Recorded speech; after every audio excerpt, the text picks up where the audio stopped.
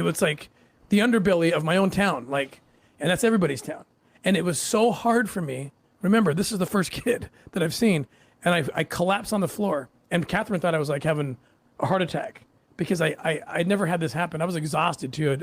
It was 48 hours or longer. I hadn't slept because the case was so intense. And she didn't know details, but she kind of cradled me, like kind of held me, you know? And she was like, what is going on? And I tried to like get it out. And that's when I made the decision. I said, Catherine, I'm either in 1,000% or I'm 1,000% out. Like I have to make a decision right now because this is too much. Then my other kid, who's about the same age as this little boy, who plays Miguel's not his real name, but in the film, my kid who's his age, takes the necklace. He's like, "What's this?" My kid's Jimmy, and he says, "What's this?" And I said, "Oh, this kid gave it to me. I can't tell Jimmy all what's going on, you know. This kid I just helped." He's like, "Oh, cool." He's looking at it. We call him Curious Jim. He's a very curious kid. He's very touchy. He looks at everything. He's like, "Oh, the kid put your name on it." Wow. I didn't see it before. It says man of God on one side, on the other side it says 1 Timothy 6:11 with that scripture. And he's like, how did you put your name on it, Dad? I'm like, oh, he didn't. No, he didn't. And then he shows it to me, and there's like, boom, there's my decision. It's 1,000% in. I know that for the sake of filmmaking, you guys had to do it the way you did, and it was masterfully done. But that story, I'm sorry, is just told naturally. It's better. Here you are, not realizing what you've been given. You go home and you're saying we make this decision, and then your kid's like, he gave you your name tag. Yeah. Oh, I just want to say, hold on.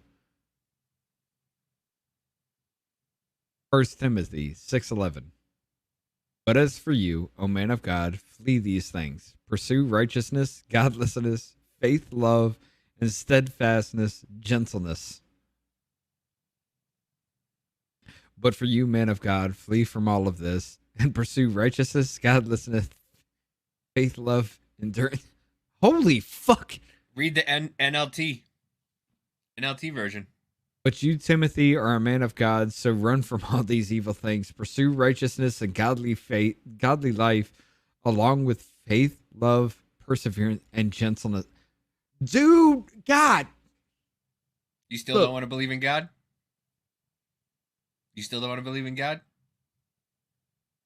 He is always talking to you. You just have to listen. And that's what I had to learn being sober.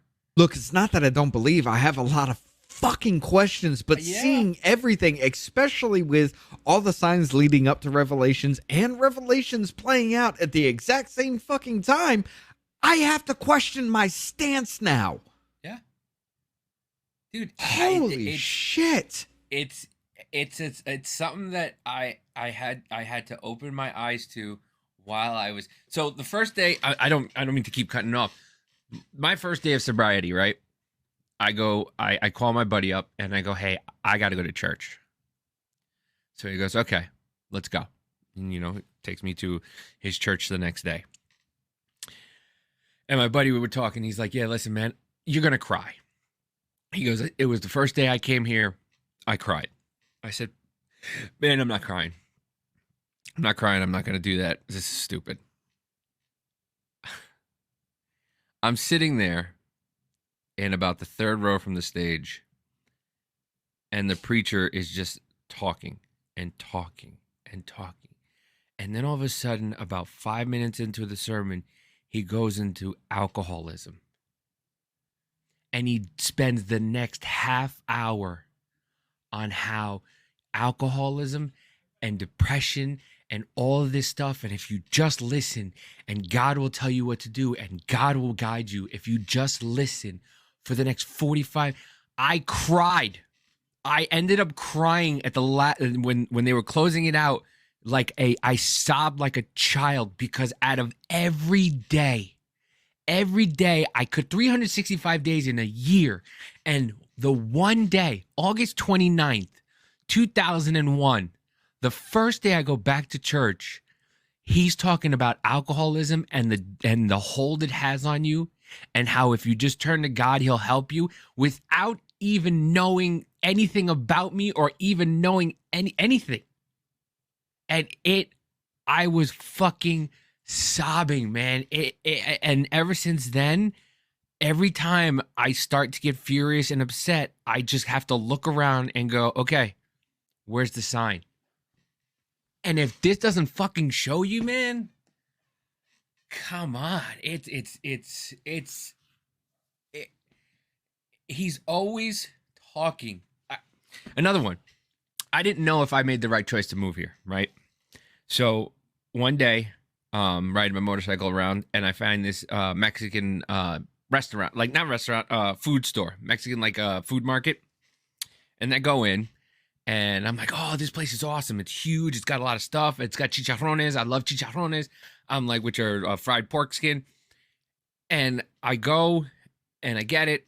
I pay for it, and I'm starting to walk around, just looking around, and I see these crackers, and they're called crackets.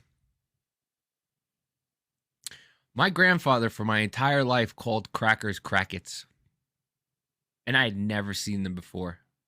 And I found crackets in this fucking little Mexican food store in the middle of Kansas, and I left. I started crying. I left. I looked up, and I go, okay, I guess I'm supposed to be here. He's always fucking talking to you. If you just listen,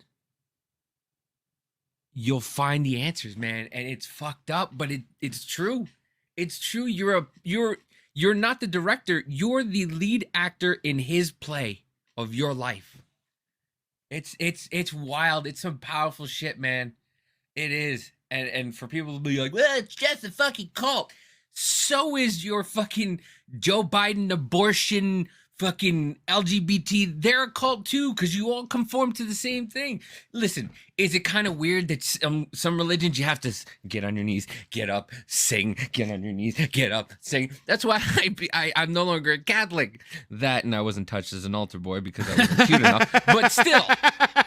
I was just about to say something like that. I converted to Christianity, and that's where I've been, man. And it's great. And every time, and I forget it myself, dude. I really do. And the other day, I was in a dump. I was in a dump, and what did I? And I just did. Couldn't get out of it. And I had my iPad with me, and I'm just like, oh yeah, I got the Bible app. Open the Bible. I went in and what I used to do is just open it and just read a passage. So I went in there and I looked for they have these little programs you can do, and I pushed one of the programs and it gave me 3 things to read, and there was my answer.